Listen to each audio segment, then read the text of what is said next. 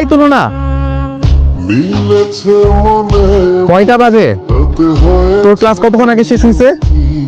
কতক্ষণ যাবো তোর জন্য অপেক্ষা করতেছি, দাঁড়ায় আছি, তোর কোনো খোঁজ খবর নাই। এই সেমিস্টার এখন পর্যন্ত আমার একটা অ্যাসাইনমেন্টও করা হয় নাই। আমি সম্পূর্ণ নোটস তোর ফোনে পাঠিয়ে দিছি, তুই সবগুলো দেখে দেখে লিখে দিবি, ঠিক আছে? কি ভাবছেন তুলনা আমার সবগুলো কথা এত মন দিয়ে কেন শুনছে? ও আমার একটা কথাও শোনেনি, ইনফ্যাক্ট ও শুনতেও পায় না। ব্যাপারটা অদ্ভুত লাগছে তাই না? চলুন আমাদের পরিচয়টা কিভাবে হয়েছিল সেটা দেখাই। আমি এখন থেকে তোমার বন্ধু। তোমার নাম কি? ওর নাম হচ্ছে তুলনা। তোমার নাম কি বাবা? আমার নাম নিশাদ। আমি এই পাশের ফ্ল্যাটে দেখি। ও আচ্ছা, মা দেখছিস প্রথম দিনই তো কেমন একটা ভালো বন্ধু হয়ে গেল। তুমি এখন থেকে সবসময় আমার সঙ্গে খেলবো, আমরা একসঙ্গেই খেলবো। সেই 9 বছর আগে থেকে পরিচয়, তবে সম্পর্কটা এখন শুধুমাত্র বন্ধুত্ব আর খেলার সাথেই সীমাবদ্ধ নেই। ও আমার জুনিয়র হওয়া সত্ত্বেও আমার সবচেয়ে বিশ্বস্ত আর ভরসার নামটাও তুলনা। সেই দুপুরবেলায় খাতাগুলো দিয়ে গেছি, ভাবছি এতক্ষণে লিখে শেষ করে ফেলবি, তা না, মহারানী পুরো বিকাল পরে পরে ঘুমাইছে। আমার কথার কি কোনো দাম নাই তোর কাছে? না, কানের নিচে ঠাস করে এটা লাগাবো, তারপর যদি দাম কই যায় না যায়। তাড়াতাড়ি লেখ, কালকে আমার এগুলো জমা দেওয়া লাগবে। এগুলো যদি কালকে জমা না দিয়ে আমার সব মার্ক কাইটা নিবে, বুঝতেছিস? লাগলে আরেকদিন আমার সাথে ঝগড়া করিস, মারামারি করবো। প্লিজ দয়া করে লিখ। পিৎজা খাবি? ঠিক আছে, তাই খাওয়াবো। লেখা শেষ কর, আমি খাওয়াবো, প্রমিস। কি হইছে? এটা পিৎজা বানাচ্ছে, তোর জন্য কোনো পাউরুটি নিয়ে আসতেছে না, একটু তো সময় দে, বস একটু।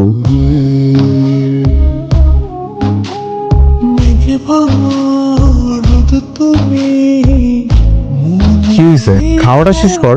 আরে খাবারটা তো শেষ কর। হে হিসাব,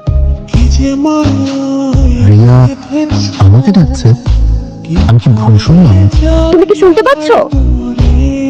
আসলে আমার একটা হেল্প লাগতো। হ্যাঁ বলো না, কি লাগবে? তুমি না একটা রিক্সা করে তুই বাসায় চলে যা, আমি একটু পরে আসবো, যা। শুনেছি তুমি খুব ভালো কবিতা আবৃত্তি করো, রাইট? আমাদের সামনে একটা প্রোগ্রাম আছে, আমাকে একটু আবৃত্তি শেখানো যাবে? হ্যাঁ অবশ্যই, আমার কাছে একটা কবিতার বই আছে, আমি তোমাকে এটা দিয়ে দিচ্ছি। তুমি রাতের বেলা আমাকে একটা ফোন করবা, আমি তোমাকে কিছু ট্রিক্স শিখিয়ে দেবো। সেই ট্রিক্স গুলো থেকে তুমি খুব ইজিলি হচ্ছে গিয়ে আবৃত্তি কি করে ভালো করে করা যায় সেটা পারফর্ম করতে পারবা, কেমন? তাহলে তো আরো অনেক বেশি ভালো হবে। আচ্ছা, তোমার কন্ট্যাক্ট নাম্বারটা? তোমায় ছেড়ে যাব বলো কোথায়, কি সুন্দর কণ্ঠ তোমার, এত সুন্দর করে কিভাবে আবৃত্তি করো তুমি? প্র্যাকটিস করো, প্র্যাকটিস করলে তুমিও পারবা, শুধুমাত্র প্র্যাকটিস করতে হবে। মনোযোগ কোথায়? মনোযোগ তো দিচ্ছি, কিন্তু তুমি বোঝাতে পারছো না, এখন আমার দোষ। তাই না? আমি বুঝাতে পারছি না, গম্ভীর ভাবে বলতে হবে। যে একটা গম্ভীরতা প্রয়োজন সেটা তো তোমার কণ্ঠে পাচ্ছি না, তাহলে কি হলো? তাহলে কি করবো না আসলে? ওইখানে দাঁড়িয়েছিস কেন? এদিকে আয়। কি রে, কি হয়েছে? গতকাল রাতে আমি তোমাকে টেক্সট করেছিলাম, রিপ্লাই দাও নাই কেন? আমি বোধহয় একটু ব্যস্ত ছিলাম, কলও দিয়েছিলাম, অন্য কলে ছিলাম, একটা ইম্পর্টেন্ট কল অ্যাটেন্ড করছিলাম, তো দ্যাটস আমি তোর জন্য রেসপন্স করতে পারি নাই। আচ্ছা ঠিক আছে, আমি নেক্সট টাইম তুই যখন আমাকে কল দিবি তখন আমি দেখবো, যখন টেক্সট করবি সেগুলো ঠিকঠাক মতো রেসপন্স করবো, কেমন? ঠিক আছে? রিশাদ, তোমাদের মেবি লেট হবে না? আমার একটু তাড়া আছে, তো আমার যেতে হবে। তোমার বইটা? প্রোগ্রাম শেষ হলে তারপর দিতা। না লাগবে না, থ্যাংক ইউ। বইটা রাখ বাস। বইটা একটু চেক করো, হ্যাঁ সব ঠিক আছে কিনা।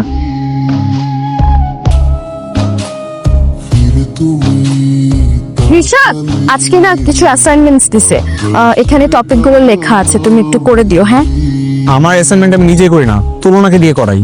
সব বিএফরা তার গার্লফ্রেন্ডের অ্যাসাইনমেন্ট করে দেয়, তোমার ক্ষেত্রে শুধু যত অজুহাত না। শোনো, এসব অ্যাসাইনমেন্ট করার মতো ধৈর্য আমার নাই, সো প্লিজ অন্য কাউকে দিয়ে করাও।